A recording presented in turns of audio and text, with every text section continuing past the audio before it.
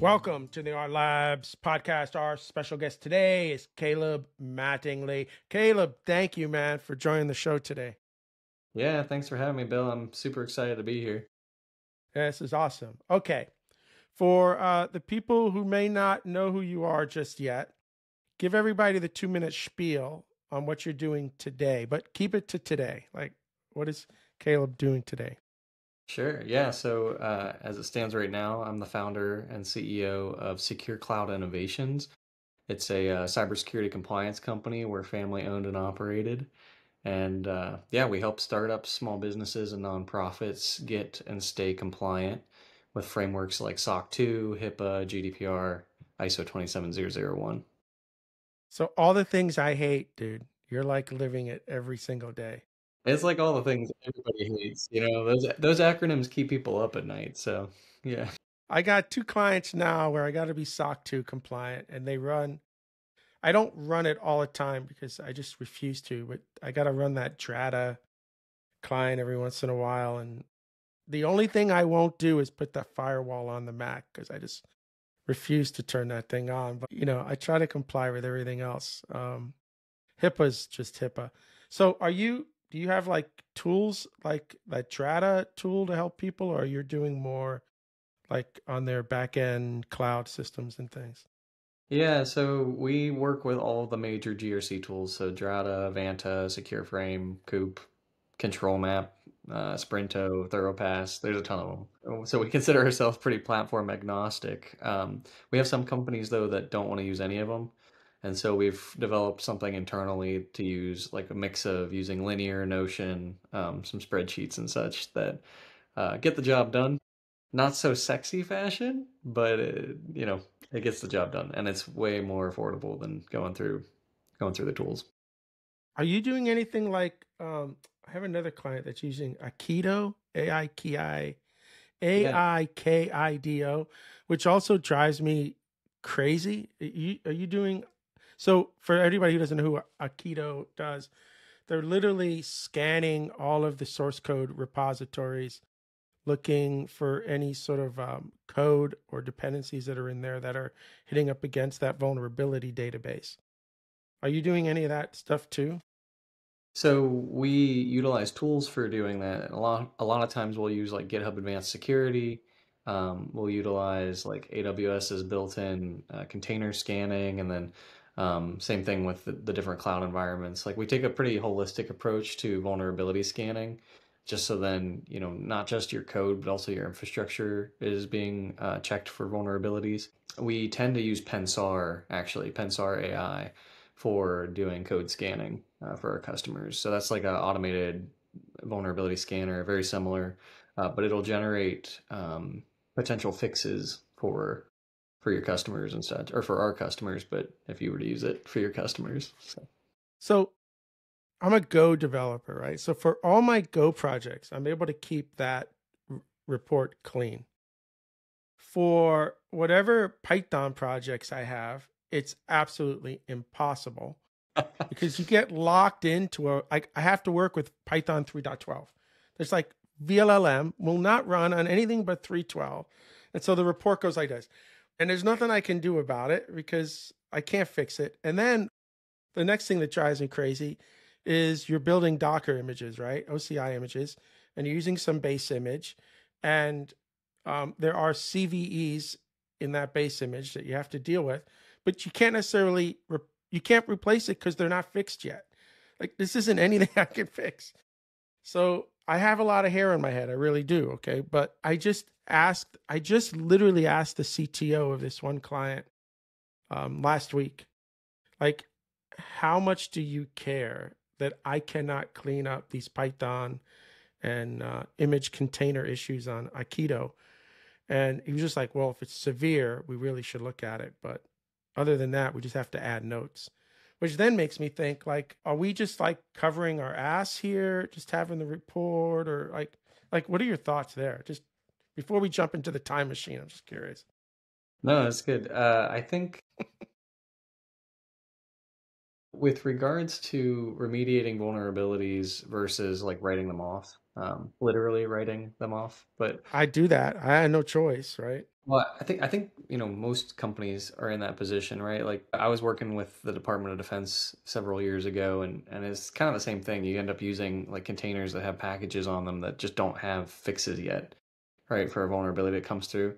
So you have to do that to a certain extent. There comes a point where you're not the one that's managing those packages, right? And sometimes those packages are absolutely dependent to be functioning to create your functioning application. And so if you don't have those, it doesn't work. If you do have them, you've got vulnerabilities that you can't fix. So there comes a point where you got to be like, okay, we accept the risk, right, of this, or the vulnerabilities themselves just are not an actual risk for the organization. And that's something that we see a lot actually is companies that end up having vulnerability scanners that run. They produce these like critical, high, medium vulnerabilities that just never could happen, right? Like they just aren't applicable to the business and how their application runs. So I think oftentimes the reason why people have to do that and have to write it off too is just exactly to your point, like to covering their backs, and then insurance as well, like being able to say like to your insurance company, if you ever did get hacked, yes, we saw this, this is why we didn't address it, and it made sense at the time, right? Like that is 100% the reason why people do that. Well, I was told by one CTO, well, then you have to validate that you're not using the actual API that has the vulnerability in it. Mm. And I'm like, well, this isn't a direct dependency. If it was, I could spend the time doing that, but it's usually a dependency using a dependency. Yeah, the That to nested. me was like, yeah, right, right. It's like you're down this dependency tree. How am I supposed to know if I'm using this API or not? Like, you really want to pay me to spend the next God knows how many hours, One of my right? development managers over at All Trails, the company that I worked at, he called it dependency hell. And that actually is how we ended up coming up with our little slogan, compliance hell is optional. Well, I mean, we spent so much time, it was Node.js dependencies, going through and trying to figure out like what was the nested dependency that's throwing the vulnerability. And then is there like a fix? Is there an optional other dependency we could replace it with? And I mean, yeah, horrible. So being But able you to know write. what? With AI, if you have the source code, which you would with like a JavaScript, you have it with Go, you may not have it with Python, but that would be a good use of AI, right? Read the source code and tell me if I'm hitting this API. Like you could do that through static code analysis, minus what everybody loves to do today with dependency injection, which drives me crazy. But assuming you're not injecting code at runtime, that would be something I think an AI could sort of give you a chance to discover. Yeah, I would be curious about if someone's building that right now, especially with all the different AI static code analysis tools that are coming out. I'll have to mention that over to the founders over at Pensar and see if they've been considering that at all.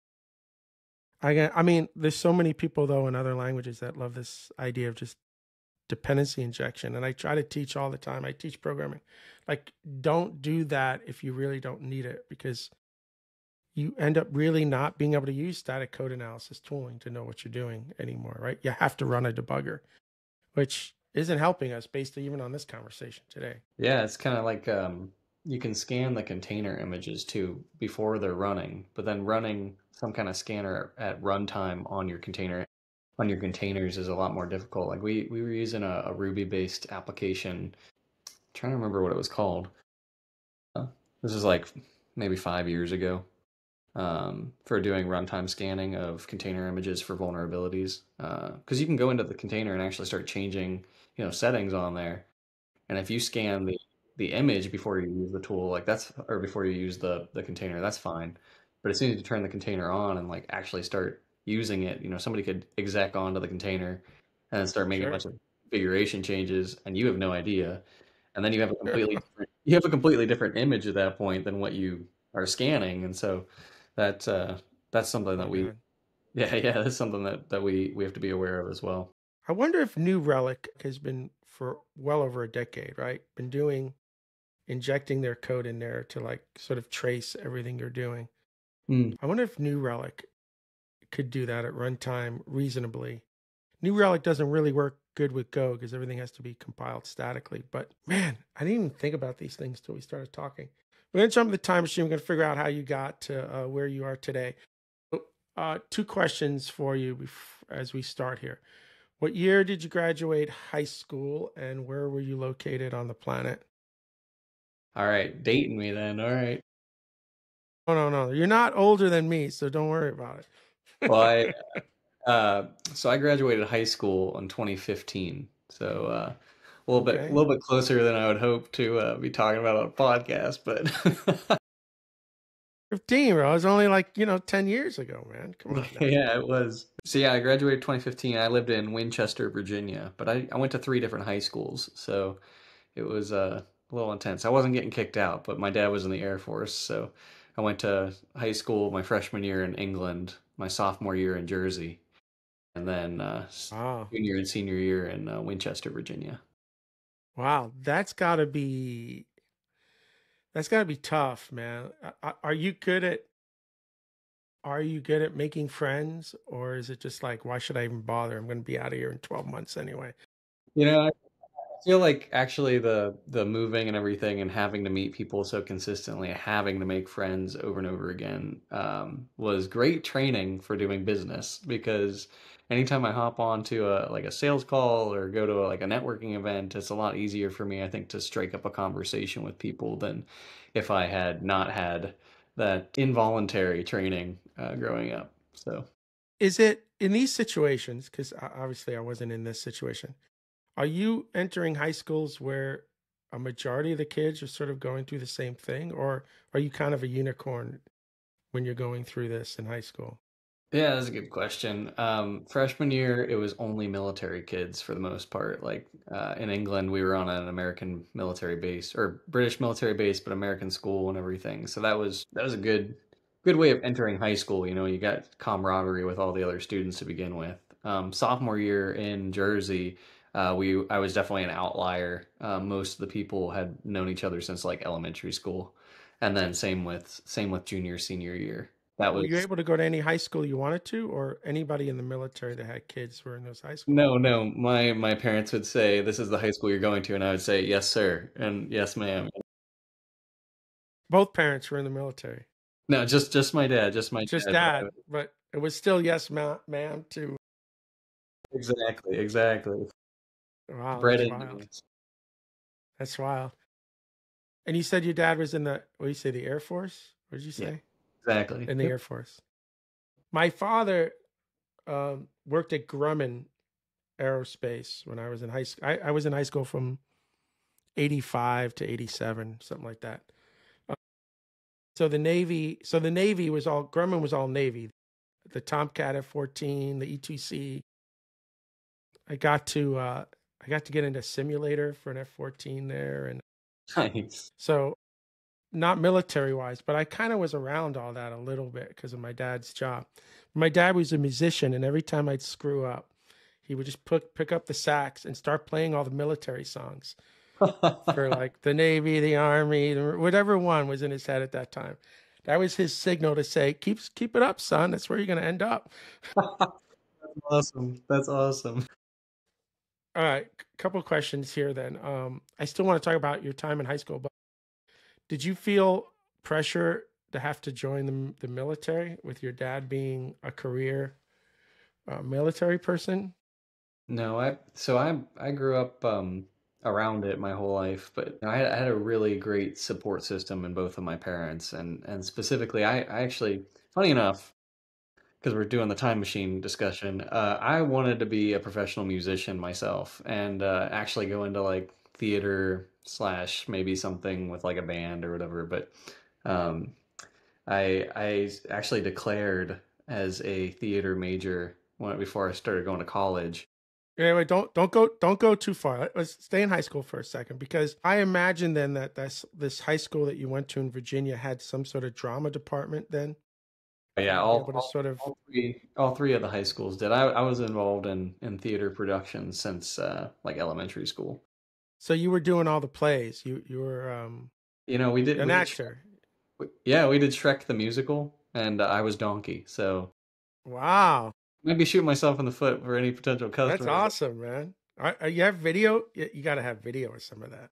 I got pictures and stuff, so I Oh, can send them over. But yeah, no, that's wow. amazing. In eighth grade, I tried out for, I think they were doing a production of Oliver, because I remember I had to sing that, Consider Yourself song, which is a fast song. I had no experience. It was bad. I just have a hard time memorizing lines. Like my brain, I'm dyslexic with numbers on top of it. As a computer science, I got to check my numbers 4 times.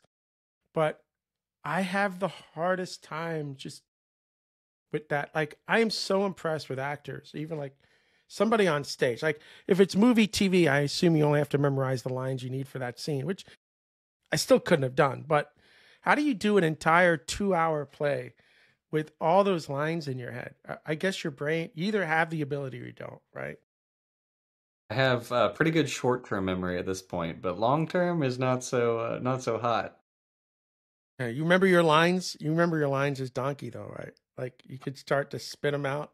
I remember the one about waffles, making waffles in the morning. But no, I have not. I don't think I could do very many of the lines from that. Now we It's watch wild. the movie, and it's like I don't remember half of this stuff. So Is it the same lines? So the play good. they took them from the movie? Yeah. Yeah, there's a good chunk of lines from the Man, movie. They're not all the that's a same. big role. I mean, that's a lot.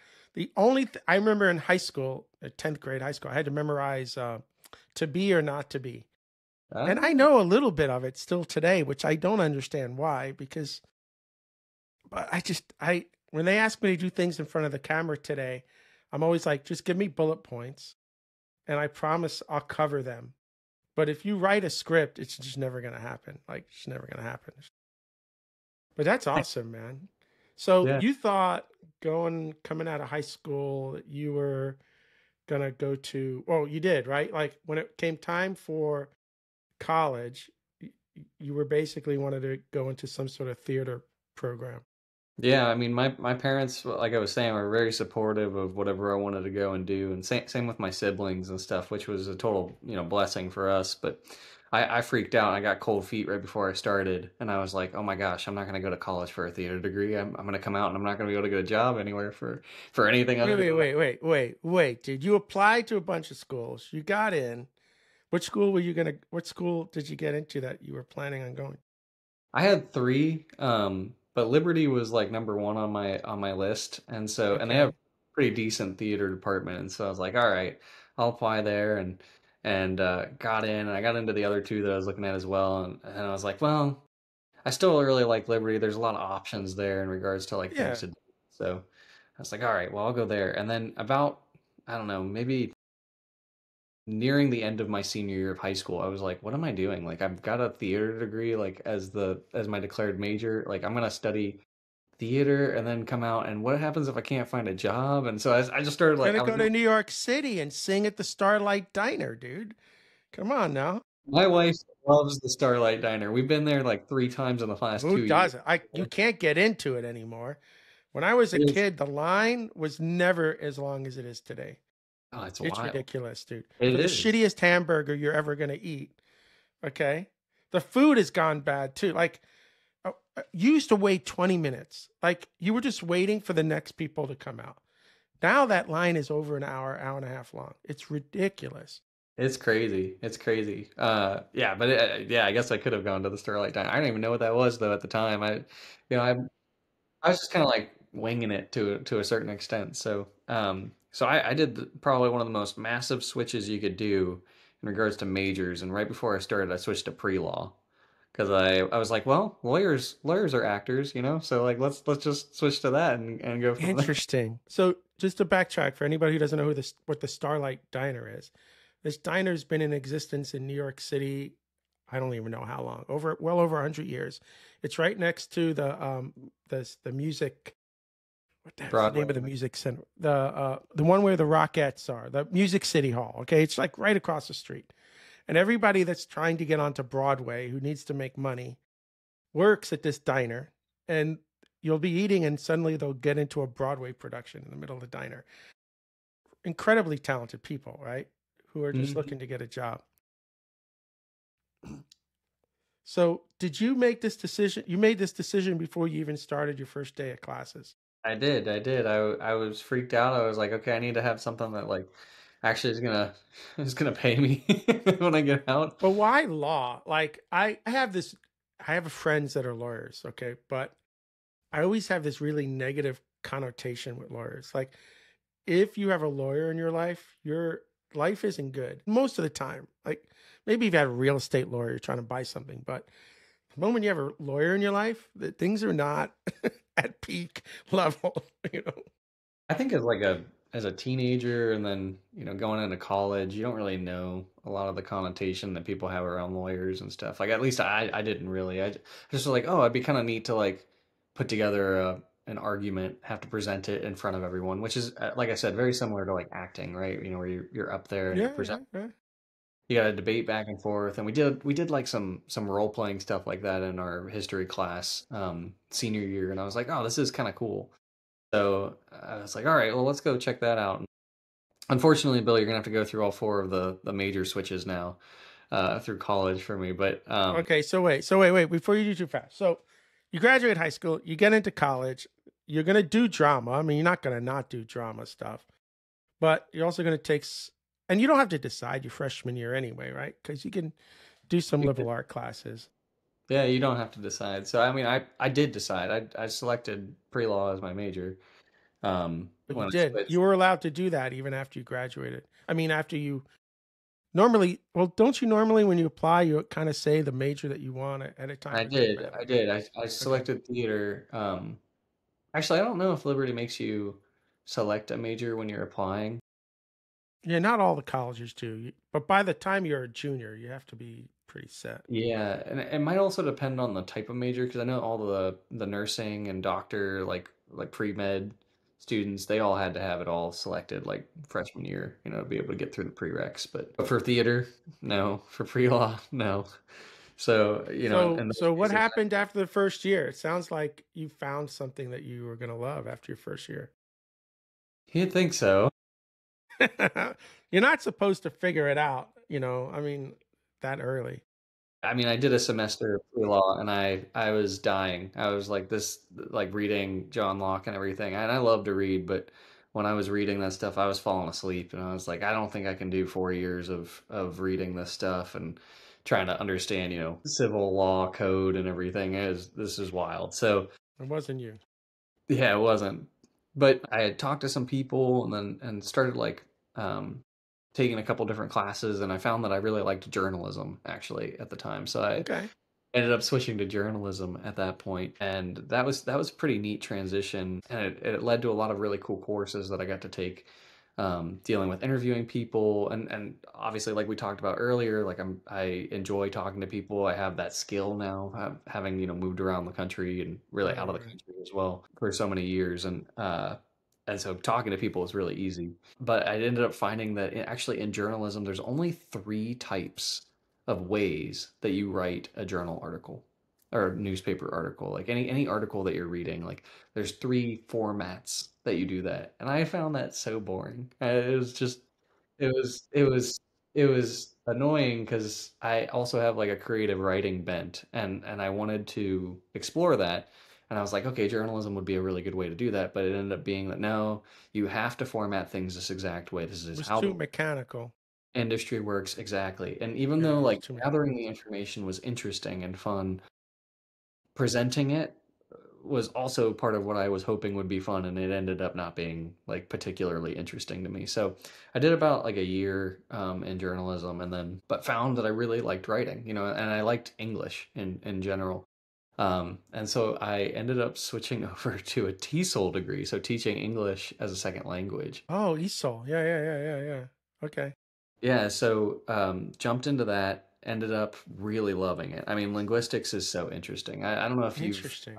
ever looked into it, but like learning about the age of acquisition. So like children have a specific time frame that they are extremely able to like intake new languages and learn them so fast. I mean, we just had our first kid in December and like we're already trying to integrate him. My wife's Greek, so like I want him to like learn Greek. We want him to learn some Spanish. We want him to learn a little bit of French, and like, but when children are young, and typically before the age of about 7, they have so much more ability to just learn languages, like little sponges, to learn languages. And so learning about why that is, the neural pathways in your brain that actually are being built as you learn languages, and a lot of like the ways that languages themselves were formed and work and everything. So like Icelandic is completely different in its form and function, and syntax than Japanese or English or German or Arabic,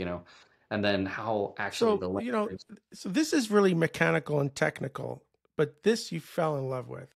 I really really Is there enjoyed. like an art component? It must have been an art, because I say all the time, right? Like sometimes what we're doing technically is more of an art than a science. I feel like you found an art in that. Well, I think it was the mix of psychology and language, like psychology and science. So like the language itself, there's a theory called Sapir-Whorf theory. And that theory in particular actually deals with how our brain, the structure of our brain changes actually as we learn a new language. Like the physical structure of our brain changes. That's Neo Sapir-Whorf theory, but I thought that was like one of my favorite things that I ever learned about while I was in TESOL, was learning about how your way of thinking, like the actual way that you think, is extremely dependent on the language or languages that you know. Weirdly enough, like they talked about how there's civilizations and languages where they don't have like a base 10 as their numbering system. They have like a base 6. So instead of going 1, 2, 3, 4, 5, 6, 7, 8, 9, 10, and then starting over and doing that over and over again, they go 1, 2, 3, 4, 5, 6, and then it's 6 and 1, 6 and 2, 6 and 3, 6 and 4, and how that changes like the way that you think and everything. And those concepts were just so cool to like look into and think about, and then even ponder on how do you even come up with like different languages, right? Like how did they appear, and then how did they change based off of interacting with other people groups and everything, and then finding out that every year hundreds of languages actually go out of existence right now. Like we're losing languages on a regular basis. And I was just talking with a company last week, called Their Story, and they do oral history videos. So like they'll jump on a call if you've got like a grandfather, grandmother, who's got a really cool story, and you wanna keep that for your family so they can see it for the future. You can reach out to them, and then they'll set it up, and you can do a bunch of recordings, and you've got their whole oral history there on recordings. Well, we were talking about the implications of being able to go to these people groups that have, maybe 20 or 30, 50 people left, that speak the language, and then being able to actually like Yeah, record it, not lose it. record that language so that we don't lose it You need a entirely. Rosetta Stone too for that, right? Like you 100%. need, yeah, you need a Rosetta Stone. So two interesting things that popped in my head while you were telling me that. I live in Miami, so a lot of families where both parents are Spanish speaking, they only speak Spanish in the house, and they let the kid learn English when they start public school, right? Which I think is really good because it's super important to have, I think, the two languages. I've been in Miami for over 30 years. I can only speak food. My wife is Colombian. Right? That's She didn't awesome. speak a lick of English until she came here from Colombia at 22 years old. She finished 21 or 22, I think. She finished university. Didn't speak a lick of English. She has no accent. She did not want anybody to know she spoke Spanish. So when you talk to her, you wouldn't know it. Now, if I get her excited, the Spanish starts to come out a little bit, and I'm like, baby, your English is breaking up, breaking up. Oh, you want to hear it? And then she goes all out like Sofia Vergara from that Family Show, because she's from the same, yeah, from Montferrat. She's from the same town, so she can Wow. sound like her. If I get her riled up enough, she'll just like do that, and I That's just awesome. start laughing. And then I'm like, baby, you can yell at me in Spanish all day long. I don't care. All I hear is that you love me. I don't know what else you're saying. Oh man. It's so impressive to me that she was able to do that at like 22. Yeah. And her vocabulary is better than mine. Her ability to spell words is better than mine. But I wonder then, like, how many languages do you feel like, do you speak, how many other languages do you speak fluently with all of that education or training, or you don't? Here at Ardan Labs, we believe in empowering companies to reach their full potential through innovative technology solutions. Trusted by small startups and Fortune 500 companies alike, we specialize in high-performance software consulting, training, staffing, development, and now AI. With over 14 years of experience, Ardan Labs has trained over 30,000 engineers and served over 1,000 companies worldwide. Whether you're mastering Go, Rust, Kubernetes, Terraform, or blockchain, we're your strategic partner for performance-grade solutions. Let's elevate your tech journey together. Reach out to Ardan Labs today.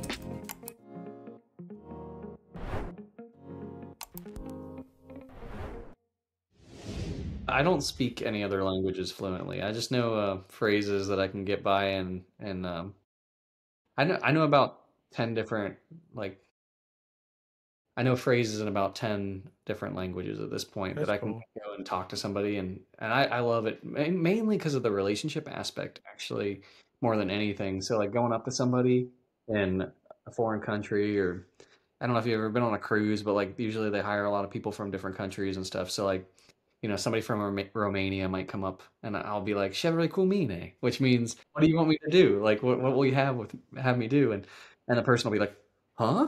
What did you just say?" Yeah. Yeah, And because they're not expecting to hear it. especially, funny enough, especially with Americans, we just don't take like the time to learn other languages. We typically expect people to learn English. So I love it because it sets such a good tone of relationship building with people in other countries when you can come up to them and be like, The thing I say the most here in Miami is no hablo español. This is what I say, which is I don't speak Spanish, right? Like this is like the number one thing I say, other than ordering food, which I can order food. It's like no hablo español. If I know the context of a conversation, I can pick up enough words. But my tongue is not good at speaking any of these other languages, which has always been my roadblock. There are sounds that she says in Spanish that I just can't reproduce because "Yeah, I don't even hear him. She's like, "No, you're yeah, saying it wrong." I go, "I'm telling you what I hear." She goes, "You're not saying."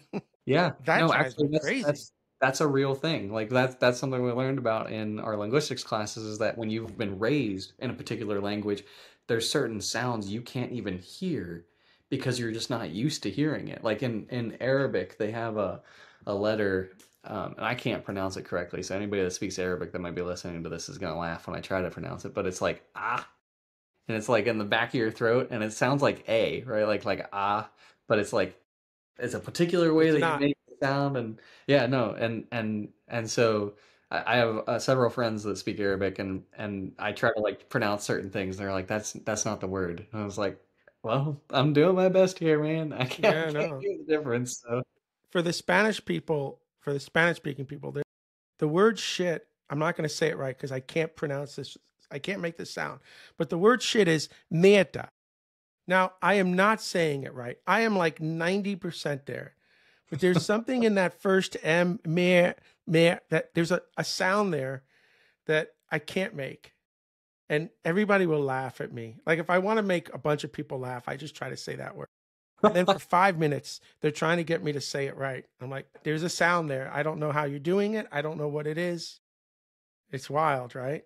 that's awesome. Yeah, it is. I mean, it's cool. It's cool too to have the ability to introspect too on the fact that you can't hear something, right? Like that someone else has knowledge of something that we don't. I like the humility that comes with that recognition. So But then yeah, I got a kid number 7. She can do any accent on the fly, perfect. Like it's scary what she can do. I could say, act like you're from Alabama. And it's not just the sounds, it's the sayings, right? Like all the sayings it's not enough to just say, speak like somebody from the South. You got to have all the sayings. but she can also make every single noise. You just say it to her once and she just has that ability, right? Like it's amazing to me. Yeah, that is amazing. I always tell her, like, if I had your brain for just 3 days, what I could do. Because I'm doing pretty good with this brain, and it's not even close to your brain. Yeah. Wait, so Bill, how many kids do you have? I have 5 biological kids from our first marriage, and then I essentially adopted 2 in a second. So I managed 7 of them. Nice. And they all know their number. So I just call them by their number. And now number 1 and number 2 are pregnant. So I already got them onesies that say 1.1 and 2.1. That's awesome. They haven't seen them yet, but Wow. actually the funny thing is today's my birthday, and I got a message, but I got a message from number 1 today that said, literally, it said this: 1.1 and 2.1 are your presents. I said, perfect. It's all good. Anytime I can get them to use the numbering system, it's a win. Oh my gosh. That's awesome. That's funny. Okay, so do you end up graduating then? Like you graduate from Liberty, right? Or you don't even, you're laughing. I do graduate from Liberty. I do not graduate with a TESOL degree. Okay. How many years were you at Liberty? This had to take an extra year at least. So crazy. Bouncing around I credits. graduated half a year early. Yeah. Credits? Were you taking 20 credits a semester because you didn't know what was going on? I did do like 18 credits per semester for the most part. So it was always packed. So But didn't you go out, have fun, party a tiny bit? I mean, that's a cool town. I got laid over. I had a layover there one time because of a mechanical problem. And I didn't want to stay in the airport because I didn't know how long it was going to take them to fix the plane. So long story short, I went to downtown, which was beautiful, ate in some diner. I thought this town was great, like was really cool. They wouldn't let me go back into the gate because I didn't have a ticket from there. I was like, I didn't even think about it, right? Like I wasn't supposed to be there. We got grounded there, and they scrambled and they finally like did something to get me back on the plane, dude. It was funny. But I've left the airport and I've seen the town. Like I mean, it's got to be a fun town if you're going to college there. It is. Freshman, sophomore year, I was on campus the whole time, so I didn't get off very much. Freshman year, I was part of the crew team, so it's like the rowing team. I was the coxswain, so I would yell at people to row and everything and tell them like, you weren't doing the rowing, you were just screaming. So what did you weigh? What'd you weigh? $110 at that point? I was pretty small. I was 118 when I started college. Yeah, it can't be too heavy sitting on the front. No. Since getting married, I put on a lot more weight. Finally filled out. But yeah, I weighed a very low amount at the time. So if you do end up getting pictures of the donkey in Shrek the musical, you'll see that I was very small. Yeah, I was part of the crew team. So like we'd go to Smith Mountain Lake a lot. That was awesome. Sun's coming up over the mountains and you're rowing out on crystal glass water. What months do you row? Because it's going to get cold in Lynchburg. Like it's going to get cold. It was the whole year. But you go like in the winter, you're out there. You go typically in the winter. You go inside to like an erg machine, so like the rowing machines that you're probably familiar with seeing at like the gym and stuff. So it's the first and last time you were able to scream at a guy that's like 6'2", $180, and not worry about getting in trouble. True. That's true. Yeah, but those were wild times. But yeah, junior year, yeah, I lived off campus and it was great. A lot of fun, and we got, while I was there, I did like 18 credit hours and then per semester for the most part, and most of my time was spent playing music and hanging out with friends. And yeah, we didn't actually get to explore that. In high school, I guess, what instrument are you playing? Guitar, drums? Yeah, mainly guitar. Actually, I've got 3 guitars in here, a mandolin, and a bouzouki. Actually, so you still play. I still play quite a bit. Good. Yeah. Good. I love playing. It actually is like a really great creative outlet for me now when I'm like stressed. You're just playing at home, or you got guys that you can get on stage with at a local bar? So occasionally I'll play on like the church worship team and stuff, but yeah, for the most part, it's like just at home thinking around. I've been That's fair. learning the intro to Wanted Dead or Alive Okay. recently. That's been one of Yeah, yeah, yeah. my little pastimes lately. So it's been it's a lot of fun, and mostly I've been a rhythm guitarist, but in the last 3 years or so, I've been like I want to learn how to play lead better. So I've been practicing that. But yeah, That's that fair. was it. And then I got into smoking a pipe. So in college, I would smoke a pipe with my buddy, and we felt, You know, I'm wondering why that hasn't come back. Just recently, I was in Europe. I go to Europe a lot, and I walked by. I think actually it was in London. It was a pipe shop. Like it was. Can't remember where I was, but and I'm like, why hasn't this? Other than everybody's vaping, like why hasn't my dad always smoked a pipe? He used to take marijuana and hide it in the vanilla. He'd get vanilla tobacco and mix it like half and half with marijuana and then just like smoke it. And you wouldn't really smell the marijuana. Like the vanilla tobacco masked it enough. I love the smell of pipe tobacco. I think it smells fantastic. My wife, who does not like smoke at all, actually can put up with like pipe tobacco as well. So I also don't know why it hasn't made more of a resurgence. It's very aromatic, but With all the flavored tobaccos and stuff, right? Like, I mean, but if you ever, you don't see anybody with a pipe anymore, not even in the movies. But if you were, it just really feels old school, doesn't it? It's got to come back. I mean, mustaches have started to come back. So why not pipes? mustaches, and we've seen like all the different styles. I mean, jean jackets came back, so like what was it? Bell bottoms came back, so pipes have a chance. They've got a chance.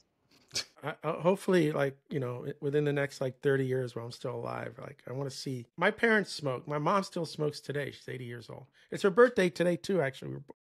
I was born on her birthday. I never got into the smoking, not the cigars, not the pipe. It was never my thing. So you're smoking pipes in like 2015, 16, 17, like 18.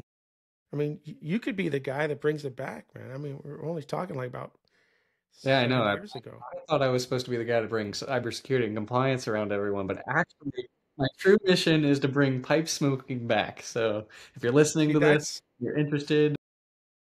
at the next conference when you have a table and you're giving out like stickers. Yeah, You know what yeah. my dad smoked too?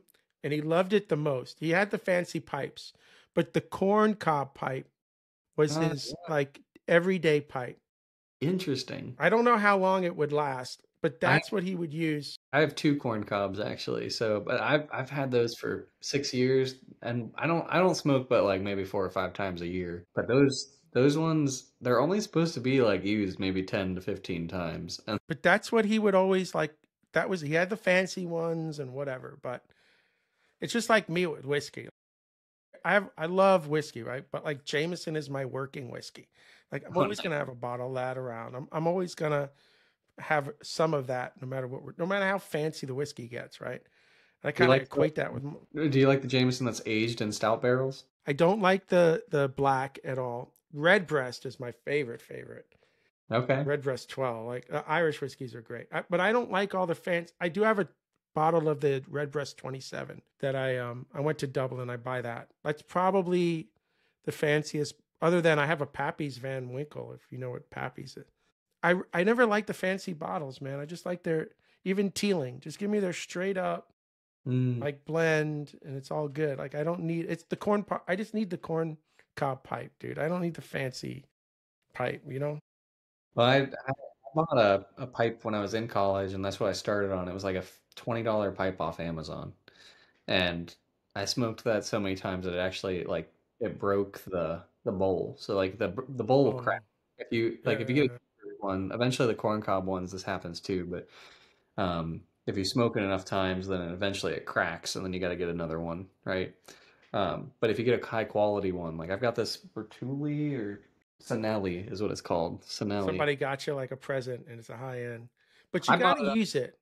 I bought it this past December for myself actually because I hadn't bought a nice pipe ever, and I was like, why not? I'm gonna just treat myself, to this. And my But son's have you used it? oh yeah, and Because that's the way I am with whiskey. I don't care how expensive. I have a $1,300 bottle. I'm drinking it. I'm not going to die looking at the bottle, waiting for some special occasion that never comes up. There you go. I That's I already awesome. finished a whole bottle. I bought a bottle of the Redbreast 27 in June. I finished it. That's why I went back to Dublin because it's cheaper to buy it there. Wow. You got to use it, man. Don't ever buy something that's supposed to be like so high end that it just use it. Use the pipe, drink the whiskey. Completely agree with that. Same thing with guitars. Like I would never buy a guitar and not use it. That's why I can't buy any guitars that are signed by somebody because I'm just like, man, I don't know that I would want to like use that. Why? So your whole life you're gonna wonder what it sounds like. You're not gonna.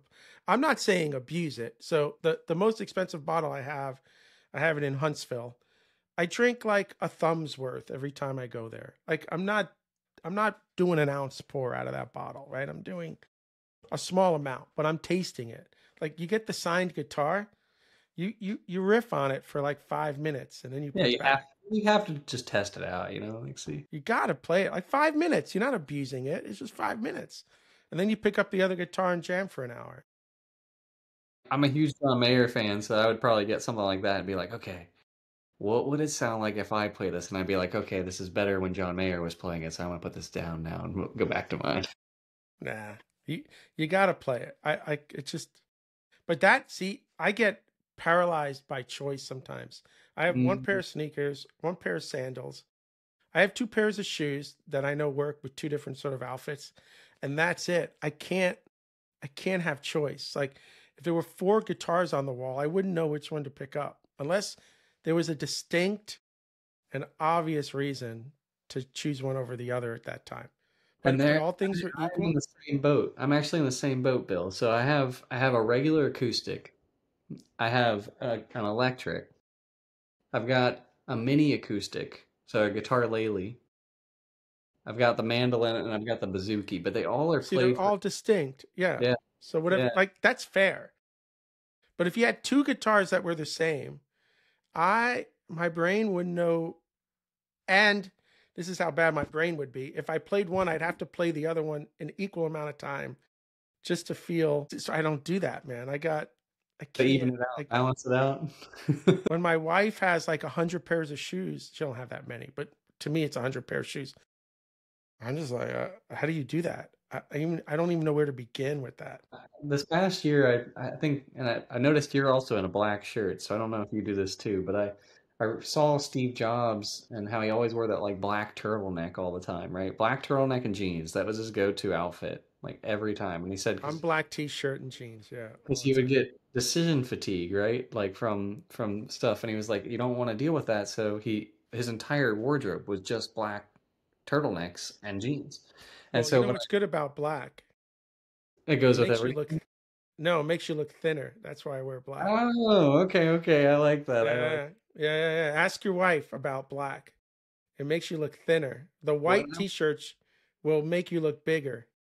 So I only wear black and like dark navy blue. Because at 56, dude, I'm starting to get a little bit of a belly here. And I'm trying to hide it, man. I don't work out as much. I don't work out at all. I should, right? So the black will take a couple inches off your belly on the right angles. When I was in college, I definitely should have worn more white then, if that's the case. Yeah, no. When you're young, it's all bright colors because you got a good body but as you get older and heavier, you gotta switch over to black, man. Well, I replaced pretty much all my shirts this past year with black shirts now, so that's pretty much all that I wear is just black shirts, Yeah. specifically Yeah. for that reason. Like, So now after the podcast, go into the mirror, look at yourself with the black t-shirt and go find like a white t-shirt and you're gonna go, oh my God. Yeah, no, I'm never wearing white again. oh yeah, I'll check it out. I'll check it out. I learned that I have like four sisters, right? And five of the daughters are girl, like four sisters, five daughters. Like I'm surrounded by women. So I don't know when, but one of them told me like this is why sometimes women wear black because it just makes them look thinner. I was like, I'm jumping on that bandwagon. Yeah, why not? Why not? That's awesome. But yeah, so I That's mean, funny.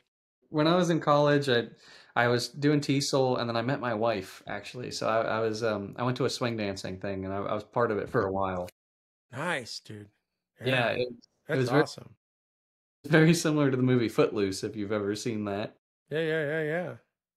Because Wait, Liberty, it's similar in the dancing or similar in you weren't supposed to be dancing? Liberty being like a Christian Baptist school, had in there like Liberty Way is what it's called, their rule book, that you weren't allowed to dance. And In so, public like that? yep. And so my What? yeah, my wife, I'm technically wasn't allowed to smoke either, so don't tell them what, while we're on this Well, podcast, but I think you're fine. You graduate. They're gonna pull your diploma. yeah. Yeah, and so I went to this underground swing dancing club that was going on for about a year, and it was funny because we didn't see each other. We don't remember meeting each other, but we were always kind of like near each other because she was part of the group that started it, and I ended up helping them a couple times and bringing my amp so that they could like play the music, in random areas. But you never had an interaction like in the beginning. No, we But do didn't you actually. remember seeing her? No, I don't remember seeing her Wow, like it up wasn't until. universe. Yeah, up Wow. until about 2 weeks before we actually met, she started coming to my church, and it was funny because I was the worship leader at the church, right? So I was like singing and playing music and whatever. And I went to the swing dance group and I saw her that night, like 2 weeks later, and I was like, oh, I'll go ask her to dance, like I know her from church and everything. And I walk up and she's like, who are you? And I was like, what? It's like Wow. it was like a 50-person church, so like it wasn't like there were very many people, and I was like, that was a very humbling moment for me, like I go to the Wow. church that you go to, and so we started dancing, and I thought I was pretty good for Liberty, I took it pretty serious. I had the background in theater and everything. I like Yeah, dancing, yeah, and yeah.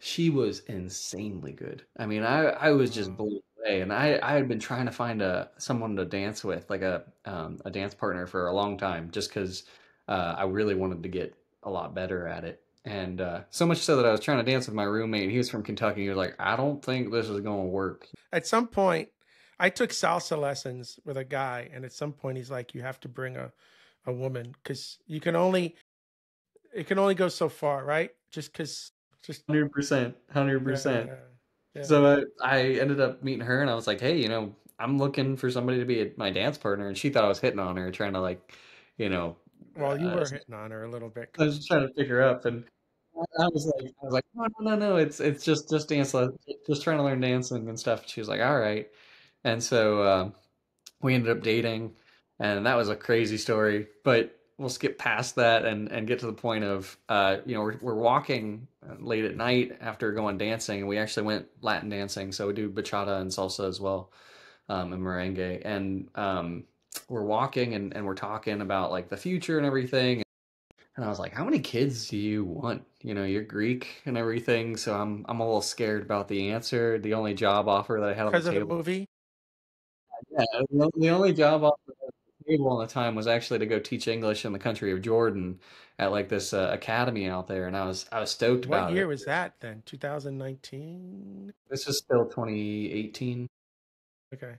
So I was like, "Hey, I've got this job offer. It pays $400 a month."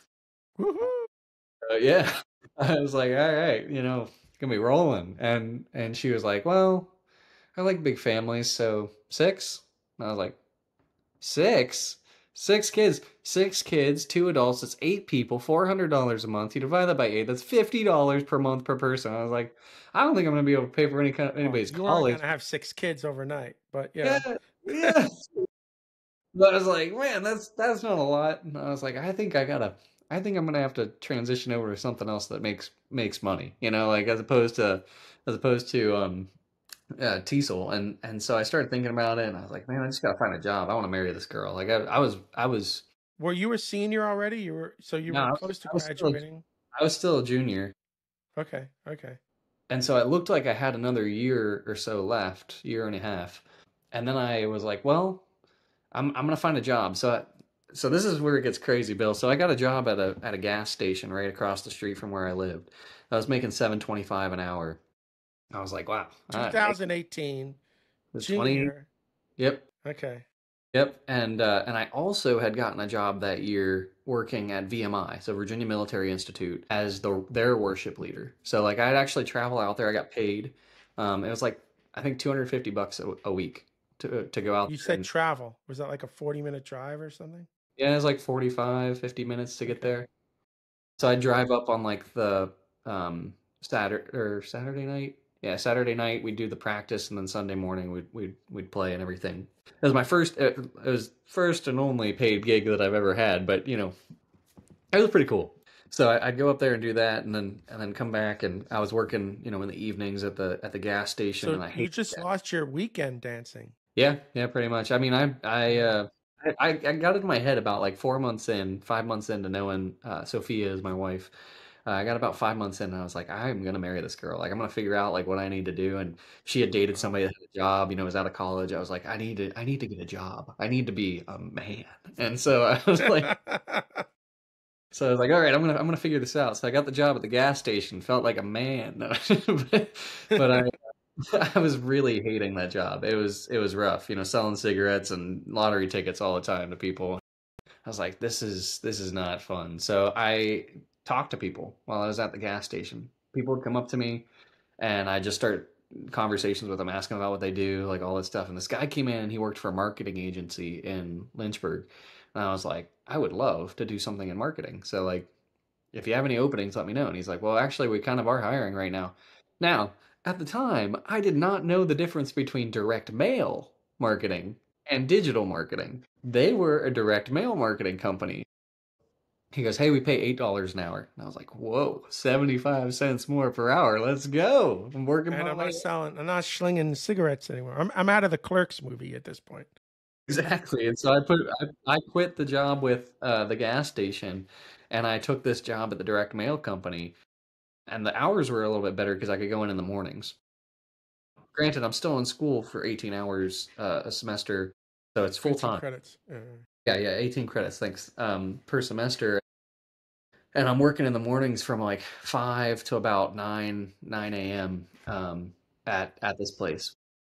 Yeah, and then occasionally, like on like Friday afternoons or whatever, I'd go in and work too. But I'm trying to make money. You know, I'm trying to just get money saved up and like get ready to like maybe make a jump. And my wife, or my girlfriend at the time, you know, comes to me and goes, "Hey, like one of my friends has a husband who works at the help desk at Liberty, and they have an opening." And I was like, "That'd be kind of neat." My dad in the Air Force worked as a communications officer, so he was dealing with IT and cybersecurity. I had never had any interest in it whatsoever, but I was like, well, the help desk sounds like it'd be cool, and it'd be full time, so like there'd be benefits, and I'd have a job, so I'd be a man. Wait, this was a full-time job, but Yeah. they would allow you to go to school, like take classes because it was on Oh, I'll get campus. there, Bill. I'll get there. So Okay.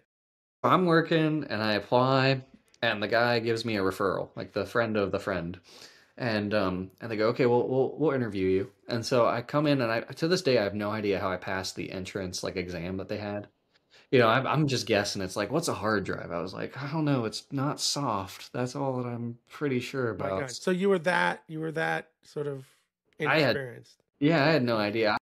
You know, I'm trying to think like 5 years ago when we were in England, one, you know, enlisted guy came up to my dad and asked something, and what was the question? Oh, something like this, you know, solid state driver, you know, and so I'm just guessing, and again, I have no idea how I passed, but I go in. And I prepped the heck out of that interview. I was reading online, and actually, one of the questions on it was like, uh, that you could prepare for a help desk interview was talk me through how to tie your shoe. And they asked me that question while I was there, and so I knew exactly how to do it, was to actually do it for them, you know, in front of them and everything. I told them too. I was like, I actually looked up questions beforehand, and this was one of them, and so I know how to answer this question. So nervous, so nervous. And I got in, and they were like, okay, you know, you can work the 3:30 to midnight shift. And I was like, all right, that works around my schedule. So my classes went till 3. So they went from like 11 to 3 every day. And then Monday through Friday. Monday through Friday. And so Okay. You had your my weekends. All right. schedule then was 3 jobs, full-time class, and somehow still managing a relationship. The things we do for love. You know that song? The Oh, things we do for love. That's you right there. I, Does your I girlfriend, or your wife now, but your girlfriend at the time, does she know you're doing all of this for her? Like, how are you sort of communicating this crazy schedule? She knew that I was really serious about her. And so yes and no. I mean, like, Because you're missing time with her now, right? Like, this could go backwards because It could have. she's It got could a lot have. more free time. She's now dancing with other guys because you're not there. Yeah. Like, this is what I'm nervous about, dude. That she's, the dance community, at least in Miami, like, salsa. I I will do. watch these 85-year-old guys walk into a bar where there's salsa music playing, and they will work the entire bar. They get one dance with every woman at the bar. And if the woman likes the way you dance, you can get a second dance. And it's not sexual. It's not like, it's just, this is like the culture. Like, you can just dance with Yep. anybody you want at least one time. Even Yeah. if they're married, if the husband's like, fine, go. And they'll dance with all these women.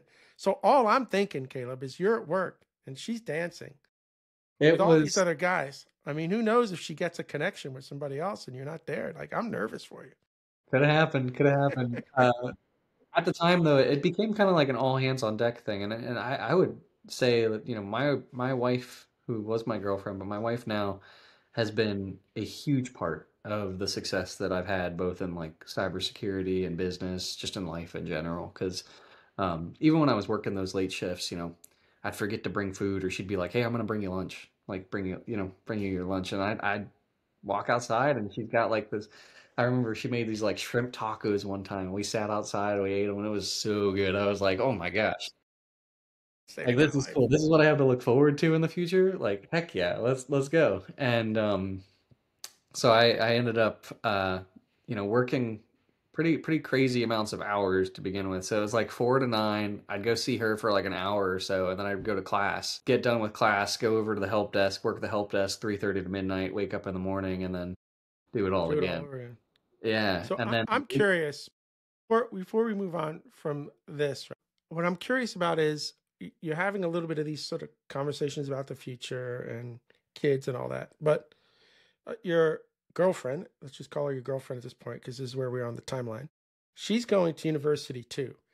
So I imagine that actually, she had dreams of a career. It wasn't going to be 100% on you, right? Like, did that ever, or was your entire mentality is, well, she's going to have to be home with these 6 kids. So I've got to bring in 2 salaries. so she had previously gone to Liberty, and was still in the area because she was looking at maybe doing like the nursing program that was nearby. But she was actually working as a nanny, so it wasn't like she was exactly pursuing anything at the time. Oh, so she was, okay. When you met her, well, she was going to university at the time you met her. Oh, she wasn't. So okay. So this wasn't like, okay, I get it She now. was part of the group that started the swing dancing community, and then she was going to the swing dancing stuff, like dancing stuff all It over. wasn't necessarily connected to Liberty. Not at For the some time. reason, I had it in my head. It was, okay. So she lived in the community. You met her. She was a nanny. I Yeah, see. I see. I see. I see. yeah. She Okay. started going to Yeah, our it church, makes so more I started sense now. connecting with her. Yeah, yeah.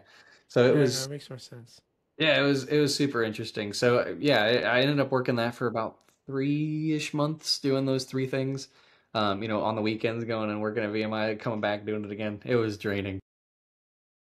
It's exhausting. I mean, the only thing that keeps you going is you got money coming in. Every time you get the paycheck, it can Oh, it was launch you. amazing.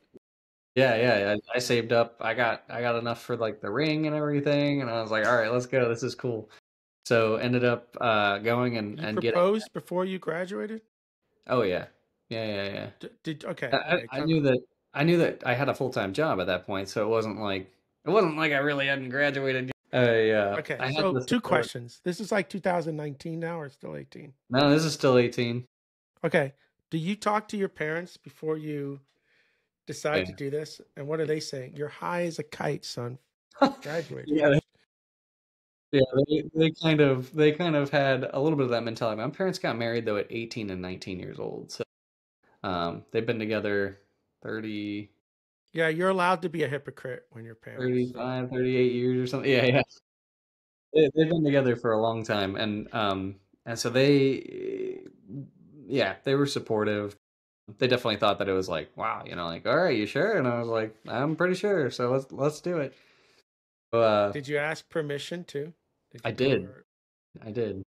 Yeah, I drove out and everything and asked permission, um, and then when I finally bought the ring, I was like, all right, I'm done working the direct mail company. I hated that job too. I was terrible at you were it. still at the direct mail company too while you were doing the That was the morning. Jersey. Yeah, that was the morning job. So like I don't know how you finished your schoolwork. I mean, oh, okay. So that was college the has part. schoolwork. That was When are you doing that?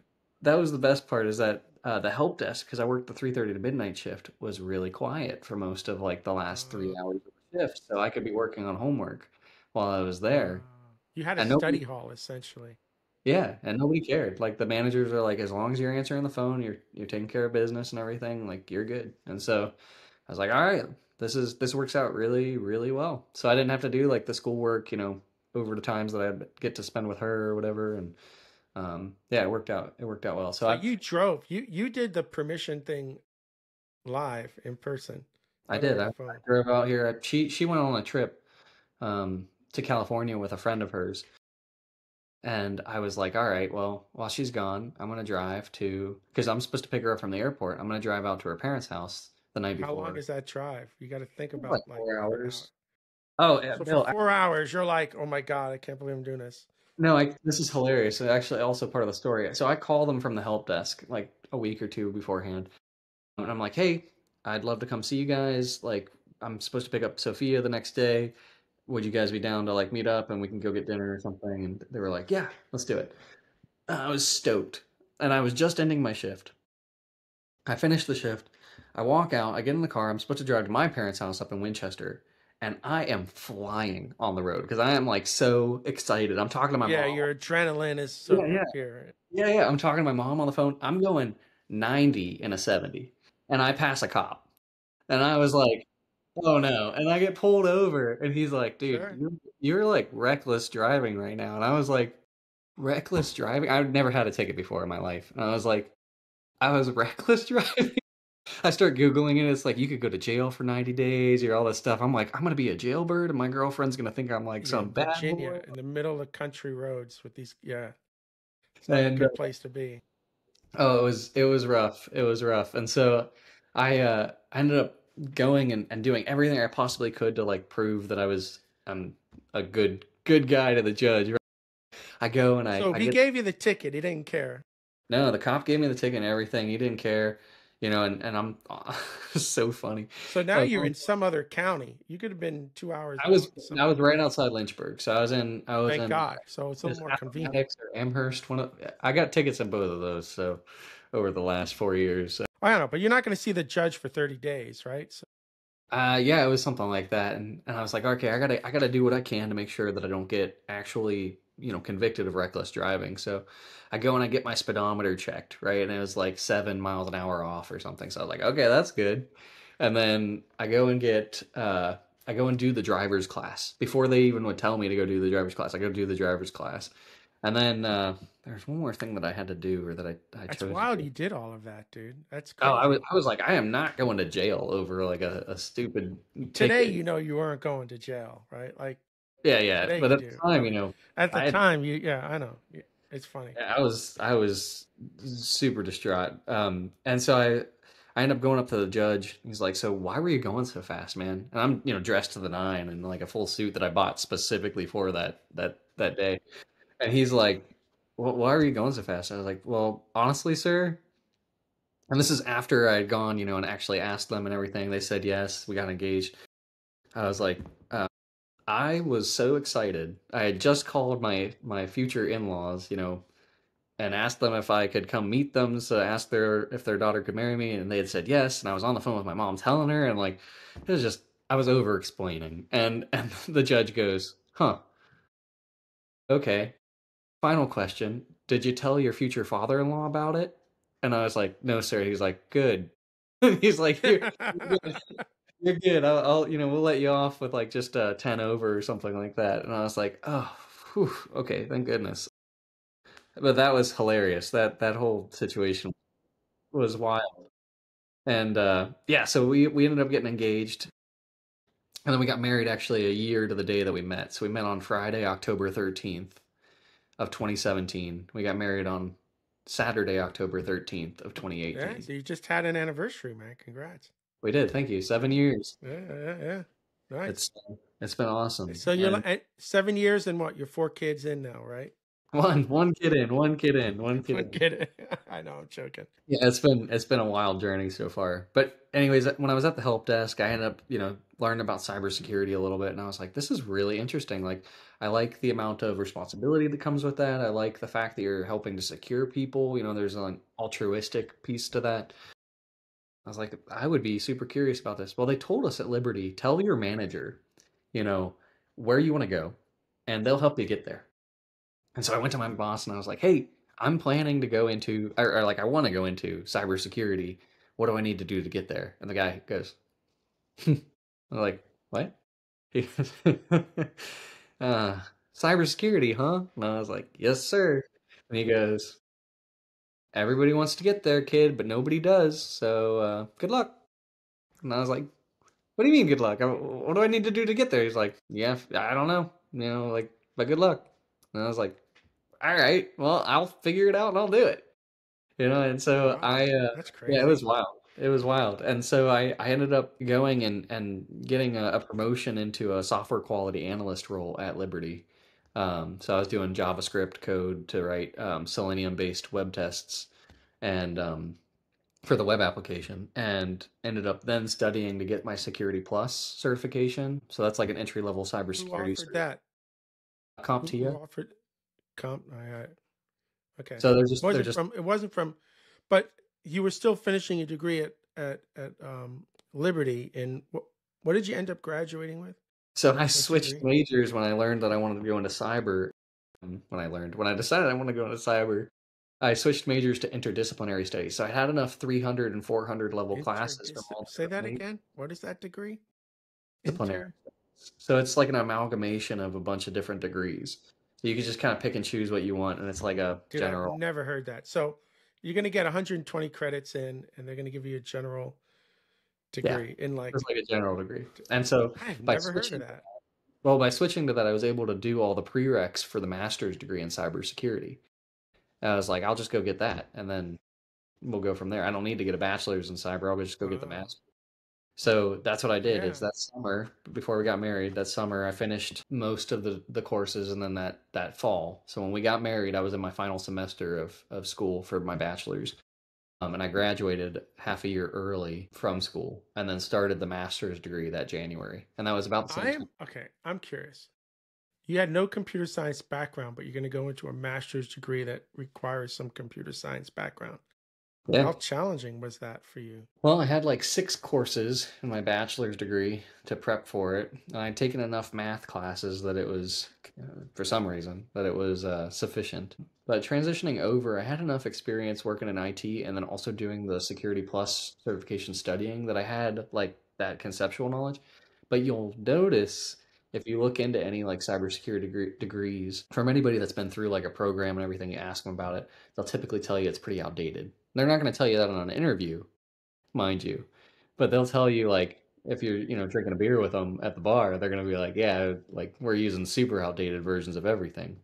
So I didn't feel particularly behind the curve when I was doing my master's degree, but doing that opened up a huge door for us, because I wanted to get into cyber still, and Liberty only had like 3 people that were in cybersecurity there. So there were no openings. So I shotgunned my resume out as soon as I got Security Plus. I shotgunned my resume out to like 300 companies, and this is before the easy apply, mind you, of like LinkedIn and stuff. Yeah. I heard back from 3. The first one was a company that essentially was in San Francisco, and it trains people to become network engineers that pay $15 an hour. It was ridiculous. It just wasn't even really like a job. The Yeah. second one was based in Minnesota. No, Wisconsin. It was based in Wisconsin, and it was working for like a credit union. And they were like, "We want somebody that's going to make their entire career here." And I told my wife that, and she was like, "I'm not moving to the middle of nowhere, Wisconsin, like away from family to make a career." And I was like, "All right, that one's out." And then the third one was in California, working for a defense contracting company. I'd get a clearance, I get to get into cybersecurity, and there was like a lot of flexibility around that. And my dad had retired from the military in 2014, and that's why we moved to Winchester. So he was working for defense contractors. So I kind of had a decent understanding of some of that. I was like, all right, well, I think that one seems like it could work. It was actually double the amount of pay that I was making at Liberty. And I was like, babe, you interested? And she was like, I don't like California. Like, I don't think I want to move out there because it's so far from home, and like the scenery is so different from the East Coast. But why not? I was like, all right, let's do it. So we packed up everything. We drove all the way across the country. We did it in or it was like a day and a half. We drove like from here to Austin, from Lynchburg to Austin, Texas, and then from Austin to Camarillo, California. And I started at Oxnard and started working as a host-based security system engineer. So you'd finish your I was still when in my this happened. You're I'm still still doing your master's, but you yeah, could do it remotely. it was all So online. this is 2019. This is 2019. Yep. Okay.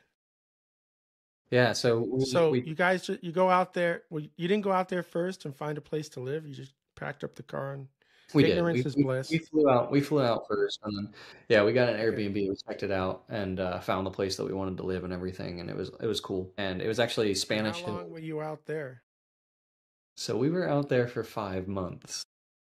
So Ooh. we moved out, and immediately it was very difficult for my wife. And obviously, when as a married man, if something's difficult for your wife, it's also difficult for you. So I was like, all right, Mm. well, I can't leave here and the way that security clearances work is that, you go through the process of like the background check and everything. Then you get an interim, so like a temporary clearance that you can do work with.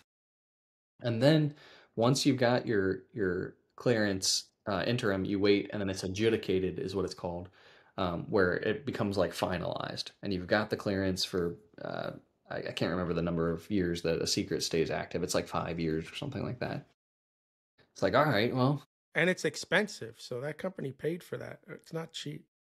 so if you Google it, it says that, but it's not true. The government Oh, pays for it. The company doesn't. The company just goes to bat for you and says like, hey, this person would be worth giving the clearance to, and then the government just really? The companies don't have to do that.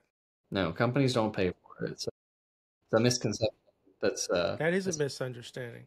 yeah, common Okay. misconception about the industry. But we went out there. I was like, I can't leave here until my clearance adjudicates. So my clearance adjudicated in about October, November timeframe of 2019, and I immediately started like applying again to other jobs. Well, I was trying to get a job here in Hampton Roads, so like Chesapeake, Norfolk, Virginia Beach area. Nothing was like getting back to me. And I got this call from a recruiter in Huntsville, Alabama, who was like, "Hey, I have a house in Huntsville, man. I love Huntsville. I also love Huntsville, but at the time I didn't know anything about it, right?" And he calls me and goes, "Hey, how'd you like to come to Alabama?" And I was like, the only thing I know about Alabama is Forrest Gump, so I'm not exactly sure like how Yeah. Yeah. much you would like that." And he was like, "No, no, no. Huntsville is totally different. Huntsville is not like anything else in Alabama. Like it's like its own place. You're gonna love it." And so I talked to him a bit. I talked to the CEO of the company that was interested in hiring me, and I was like, "All right, well, what do you think, babe?" And she was like, "Well, it's closer to home, and like it's another step in the right direction." And it was a little Yeah. bit of Now a you're pay like bump. six hours Yeah, and it from was a little home. bit of Yeah. a Yeah. pay Yeah. bump. And it was working with industrial control system cybersecurity, which sounded really cool, right? SCADA Yeah. systems, Yeah. smart grids, that kind of Physical. stuff. Yeah. Yeah, and so I was like, all right, let's do it. So we did not go to check out Huntsville beforehand. We just decided, sight unseen, that we were going to move there. And so, Mm. yeah, it was wild. So we jumped in the car. We drove all the way across the country again to Alabama, and parked What there. you see those rockets in the air near Oh, it was Arsenal, NASA. They're amazing, right? The first The time. whole place was amazing. It was really cool. It had a great dance scene, by the way, but it was hilarious because we go dancing. My wife, that was always the place that she'd find somebody that she could connect with, like, and have something in common with. Well, all the dancers were engineers, so I was the one. We'd be dancing, talking about, like Node.js packet vulnerability Yeah. dependency Yeah. and everything, and she'd be like, Yeah. "Well, I don't know what to talk to this person about because they just want to talk about like coding or whatever." Dude, the Publix on Whitesburg. Okay, my house is right there. Okay, by Publix on Whitesburg, and there's an old man. He's like 85 years old. He's doing the bags. right? He's bagging the groceries, and he can't get the damn plastic bag open, and he's getting frustrated. And it's the only time I've ever seen this. He turns to me, goes, "These damn molecules, they're just not cooperating today." And I'm like, what? Only in Huntsville, with the 85-year-old guy doing your bags, complain about molecules, right? He was for sure a rocket scientist back in the day, right? Yeah, they told me before I came out there, it's the third largest research park in the world. The Yeah, number the one, arsenal. Yeah. yeah, it's the number one for most engineers per square mile in like the country or the world or something like that. It was wild. You never I, know I, who you're talking to there. Yeah. yeah, it Anyway, was. so you moved there in 2019. Yep, we moved there in 2019 at the Wow. end of 2019. California and Alabama, 2019. And as you know, there was something very big happening in the world at the end of 2019. And so yeah, and so we ended up getting there, starting to get settled, and then COVID hit. A lot of weird stuff happening with like government, with regards to like, contracts and people getting pulled and all this stuff. Long story short, it was last in, first out for the business, and they laid off like half the people at the company. It was only like an 18-person company, so it was small. And I was part of that, and we knew it was coming because the CEO had made some like email comments and been like, yeah, we might have to let some people go, so like just everybody be aware, like this is on the horizon, like potentially on the horizon. And I was like, all right, well, I told my wife, I was like, I'm pretty sure like we would be on that list of like most likely to leave if they needed to cut something, just because like I really hadn't like been ingrained in the company yet.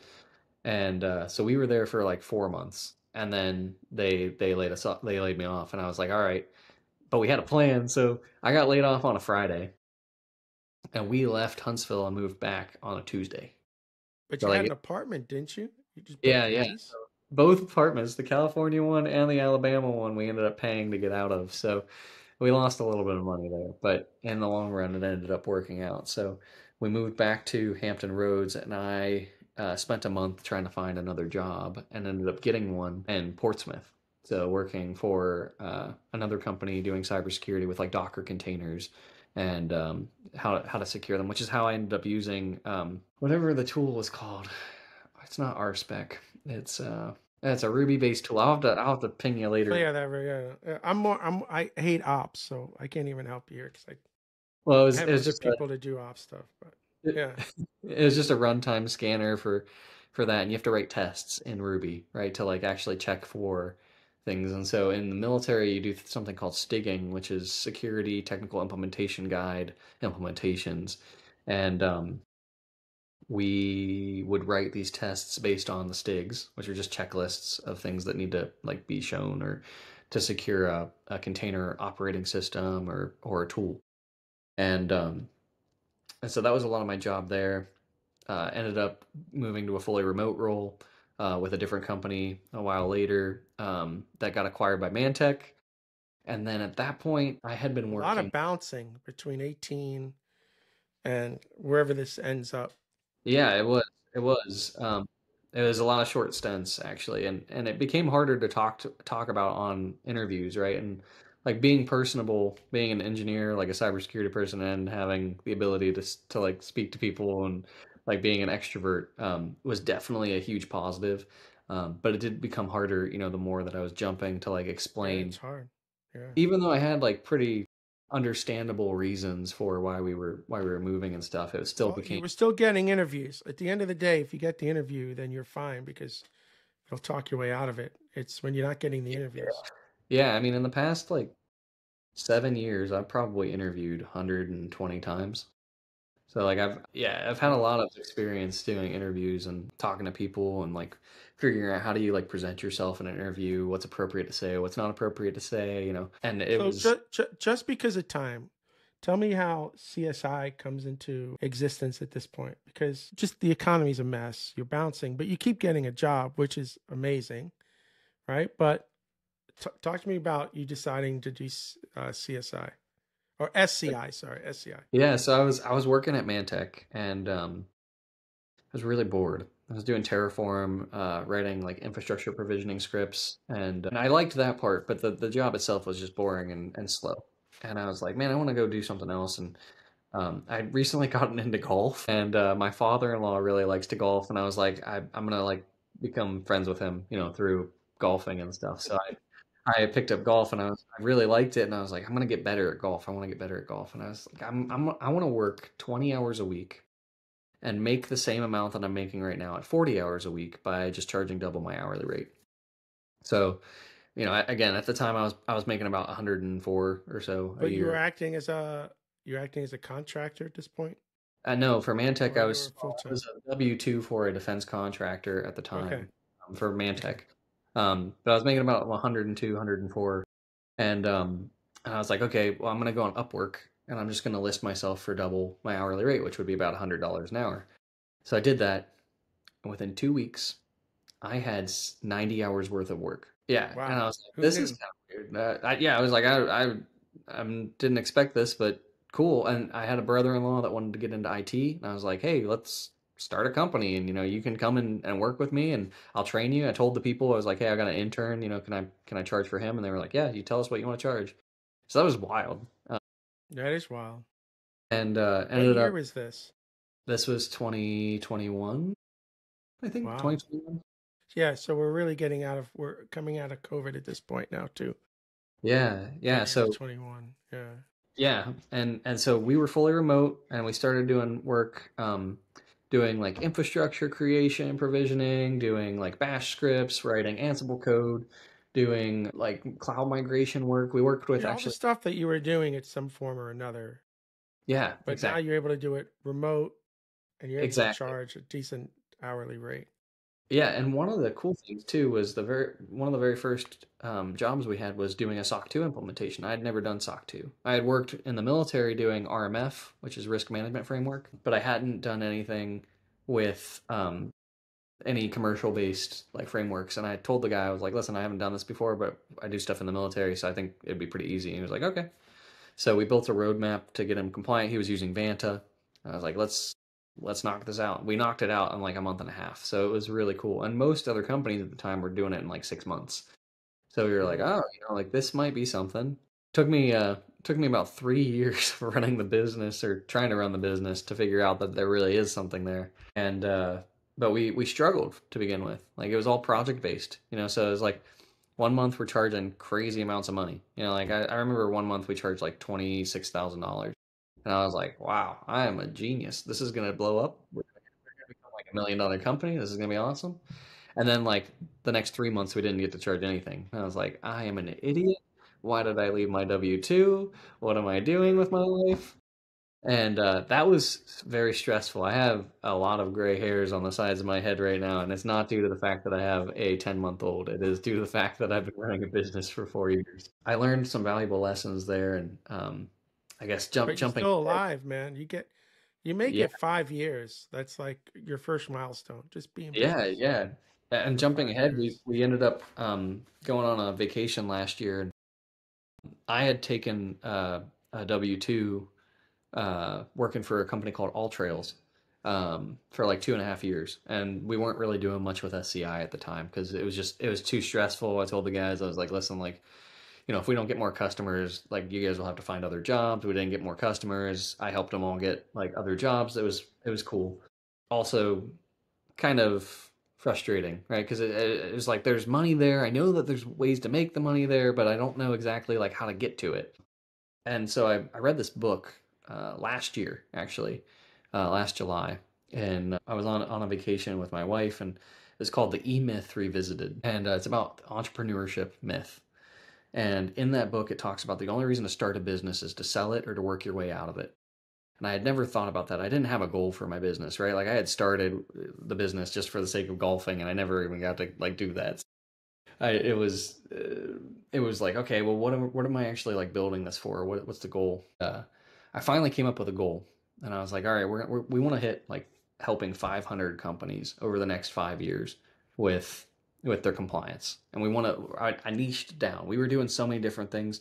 I was like, we need to niche down. We need to become really good at one thing, or like one thing spread across like the frameworks and whatever, but like one thing, because if we're doing all these different things, it's hard for us to forecast out how much money we're going to have coming in.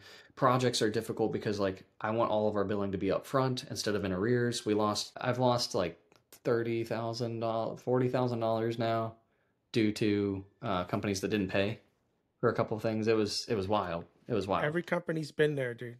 That is Yeah. not unique. Even my company, yeah. And you're Yeah, not going to get lawyers involved.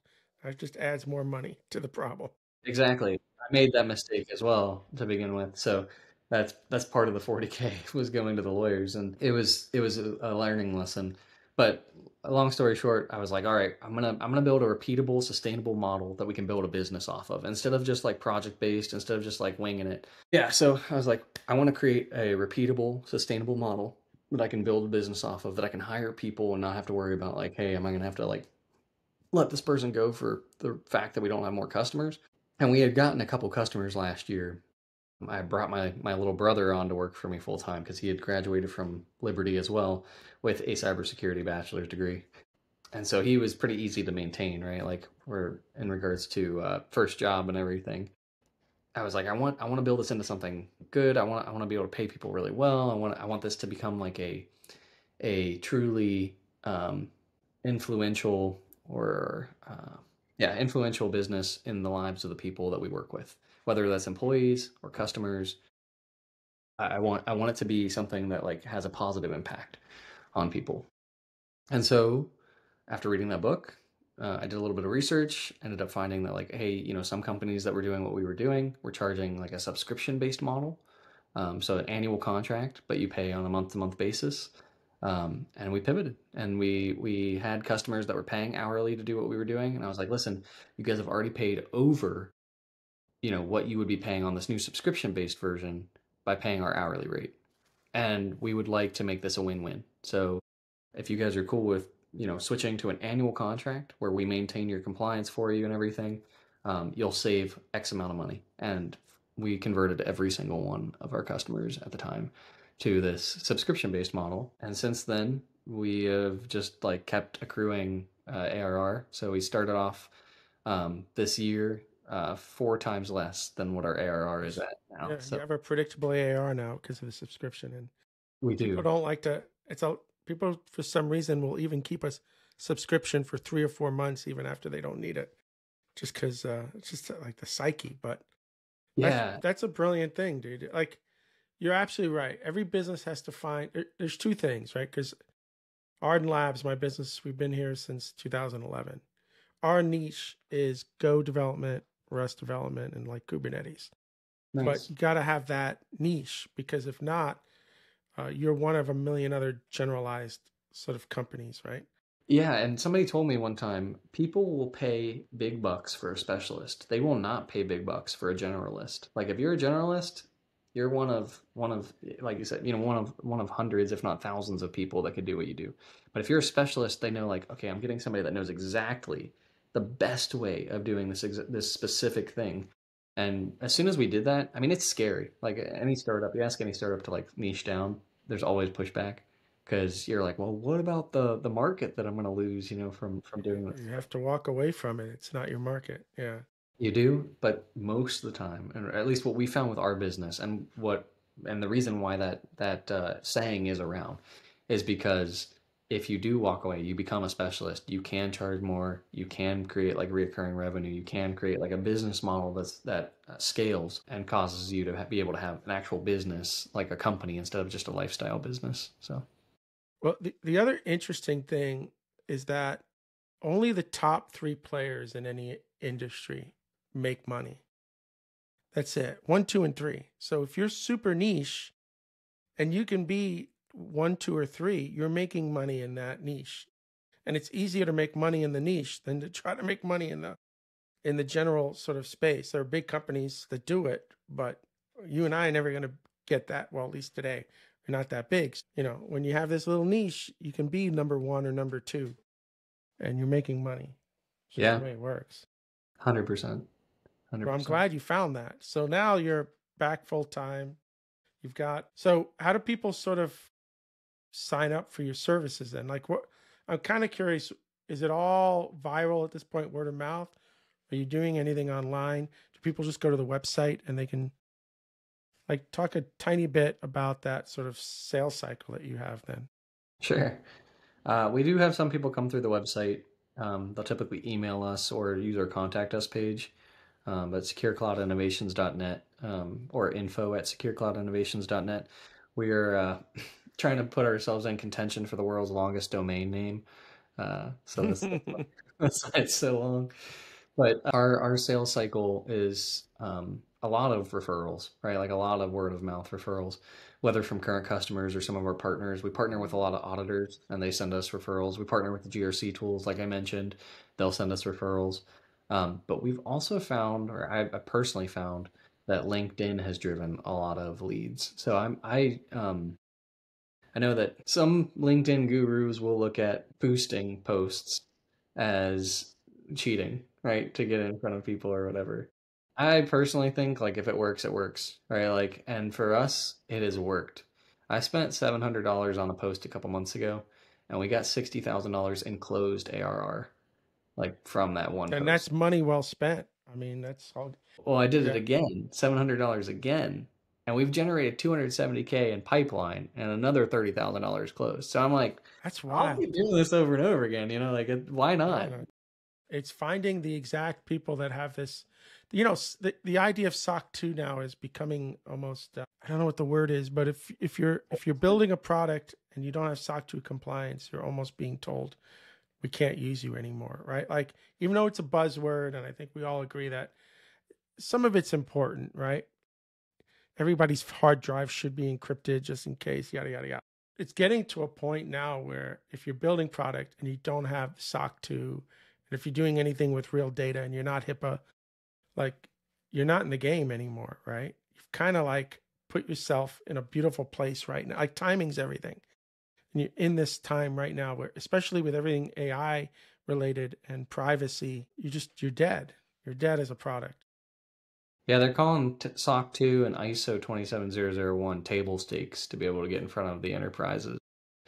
We have definitely dealt with that a lot. We had one customer come to us. They didn't have any customers at the time, but they had like over $1 million in pipeline that was just waiting for them to get SOC 2 to then close on. And they have like a customer support AI tool. And it ended up Yeah. being we got them SOC 2 compliant, and then they closed $1.5 million in ARR that year. And all of those deals required SOC 2. So like it is definitely I don't necessarily think that it's the end all be all whatsoever when it comes to security. We tell our customers compliance is not security, right? Like compliance in and of itself is you doing like the bare minimum to make sure that like you can handle somebody else's data. That doesn't necessarily mean you're secure. Yeah, but But the insurance companies want to see it. exactly. Yeah, the insurance companies want to see it, the enterprises want to see it. If you don't have it and it's like GDPR or HIPAA, you're legally liable, you could get sued, like if you're dealing with applicable parties there. But yeah, our sales cycle in particular, I'll just mention this one last piece. Whenever we talk to people, one of the things that we get told very often is that we come across as very trustworthy, and it's specifically because we want to make sure that people are well educated on what they're paying for and what they're getting, because there's a lot of companies right now in the field, and we noticed this when we launched, especially last year, is that there's a lot of companies that will kind of tell you need something that you don't. And we set out, as I said, to have a positive, meaningful impact on the businesses that we work with. And part of that is, hey, this might not be a good time for you to work with us, but you should be aware of that, and you should be aware that like maybe you don't need this compliance framework. I was talking to another company last week, and they want to go for SOC 2, but they don't have any customers asking for it, but they deal with EU citizen data. And I was like, you guys should definitely like postpone SOC 2 and just go get GDPR right now, because GDPR, right? you're legally liable at the moment. Like, and you can use us, that's fine. You don't have to, but like, but you should be aware that you should go and get this and not spend the money on that. And we had another customer that came to us and was like, we want ISO 27001. And I was like, well, do you have any customers asking for it? And they're like, no. Like, do you plan to sell internationally? No. I was like, SOC 2 will be fine. You don't need ISO right now. And obviously the conversation goes a little different. I'm being a little abrupt right now. No, but karma is a real thing, dude. I've built my whole business on it as well, right? It's just, you do the right thing by people and it comes back tenfold. It just does. Like, you could spend time stealing everybody's money, and maybe in the short term, it looks like you're making more, but in the long term, it's always going to come back at you. So what you're doing is exactly the way it is. This is what you need to know. You don't want to use me, don't use me. That's fine. But make sure these boxes are checked. Like I've run my business exactly the same way. Yeah, treating people the way you want to be treated. That's how I live my life. So. All right, dude. We are like so out of time, but I couldn't stop because the story. First of all, thank you for sharing so much of the story. Like I get guests and they're always, I can get them to open up at some point, but for me, the personal stories are what make the sort of show really shine. So thank you for sharing all of that. And I love what you're doing. I love the niche, and we're going to get all this stuff in the show notes. But if somebody wanted to reach out to you after listening to the show, what's the best way to reach out to you? I mean, if they want to ping me on LinkedIn, just say, hey, I heard you on Ardan Labs show. That'd be great. You can reach out through our website. Yeah, those are pretty much the two best ways of reaching out. On my LinkedIn, I've got a calendar link. So if you're looking to chat about this stuff, like feel free to ping on there. Brilliant. We'll get all that in the show notes. And I think you're going to be very busy over the next few years, and you even have to start thinking about how do you get these sorts of compliances and privacy in the AI world as people are running more and more models locally in Kubernetes, and I've got clients that are doing all of that. And so you got a lot going for the business from what I see. Yeah, It's awesome. Lord willing, it stays the way that it has. I mean, we're definitely pushing on it, and right now it's all founder-led sales. So we'll keep driving and see where that goes. But Well, I will tell you this. After 3 years at Ardan, I looked at my business partner at one point and I said, I've generated as much revenue as we're going to generate without a sales person. So we've got to invest in one. And we ended up investing in a guy who's very much our partner today. And if it wasn't for him, revenue would not have grown the way it did. So there are these moments where you're just like, this is as much as I can do as a founder doing everything else. We've got to invest for the next sort of person. It's going to, I mean, these are good problems to have, right? 100%, 100%. It's fun problems to solve too. I mean, in the moment they're stressful, but I was talking with another business owner and he said, as he got later into the later stages of his business, it actually gets kind of boring, right? You kind of miss the stress and the issues that come, like it becomes very plateaued, right? Like in regards to emotional ups and downs. You don't lose as many like if you lose one customer and you've got 100, it's very different from losing one customer and you only got 5. So that's well, I imagine that happens once you break the 10 million revenue mark. But we'll see when we get Kevin there. Leary always says that getting to your first 5 million is impossible, and then getting to 10 million is a massive sort of hill. But if you break 10, then everything just sort of gets to the way that guy sort of said. But you got to get the first 5, and then the next 5 is the where you are at right now, right? Like all the struggles and trying to figure it out, and the good problems and the bad problems and all that. Anyway, we are so out of time, dude. So this is Caleb and William Kennedy signing off from the Ardan Labs podcast, and we hope to see everybody again real soon.